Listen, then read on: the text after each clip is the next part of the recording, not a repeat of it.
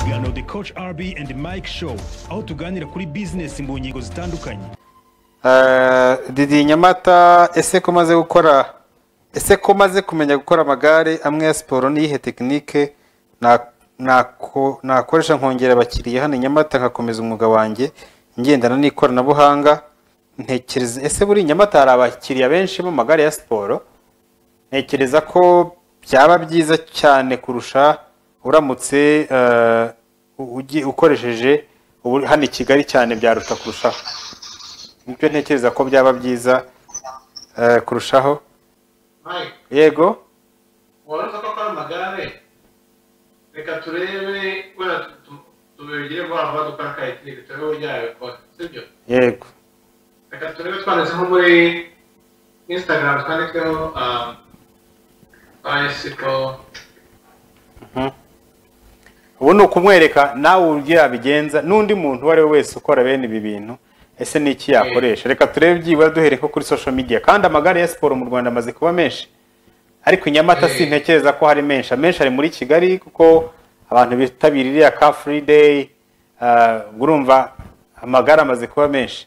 Rero reka turebe ukoresheje enda ubushakashatsi ugiye kureba gatoya, turebe nawe ashobora gushakashaka akareba akamenya uko abandi babikora.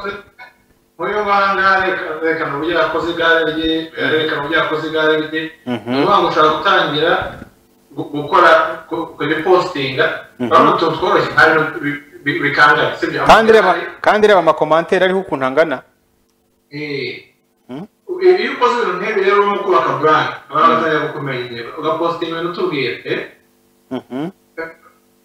icyo abantu batangiye kumenya ibyo ukora, ugashyiraho igare wenda abanyonzi baje gukoresha, ugashyiraho abatekinisiye baje gukoresha, ugashyiraho noneho rero wazagira amahirwe ugakora nk'igare ry'umuntu uzi kunyonga wemewe muri rero mu Rwanda. Icyo gihe n'ubu bakizina bazatangira kukuza batangira kukubaza. Ariko uyu munsi ngiye mu Rwanda mwandikaho ni Rwanda amagare nanditse amagare nta n'ikintu kizaho. Ntekereza ko nta kizaho pe, hazaho yayandi ya siporo yenda y'abasiganwa hari. Dore hajeho bwabo baje izi zose zagombye kuba zirimo kuva kuri muza yawe, zirimo kuva kuri akaunti sibyo. Upostinga ugakomentinga n'ushyiramo ingufangaha niba uzatangira kubaka izina, kuko ikintu kibabaho ni kimwe buri poste nk'izi ngizi na nk'ingi komenti yagize sibyo. Icyo ushobora kubona iki ntabwo ari ngombwa ko uzi gukora amagare ariko kumenyesha icyo kintu cyangombwa. Kandi mbonye ambwira ko ni Nyamata abakiriya bahari, ko amagare menshi yarahari mu Bugesera bwose muri rusange, kubera akarere ka Bugesera niko kambere ngira ngo batunze amagare menshi.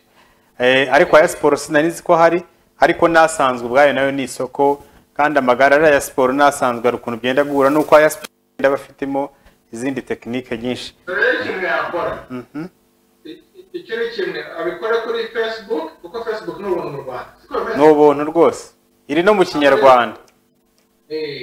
nangiza akora group ya WhatsApp, akora igare afata nimero ye amushyira muri group ya WhatsApp, agenda avuga n'abanyonzi amenye group za WhatsApp bariho azinjiremo zose, kuko byakoze barahari.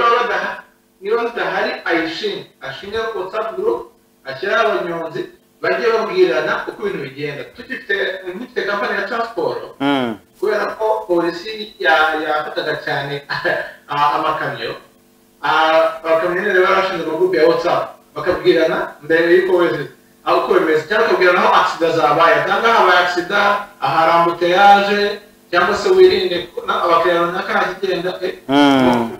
ushobora gukora WhatsApp ibwira amakuru abanyonzi bagenzi bawe. Barikira buri munsi, icyo gihe buri wese ajya baza ni wowe kontorora izo ngoma zose uzaba wubatse izina.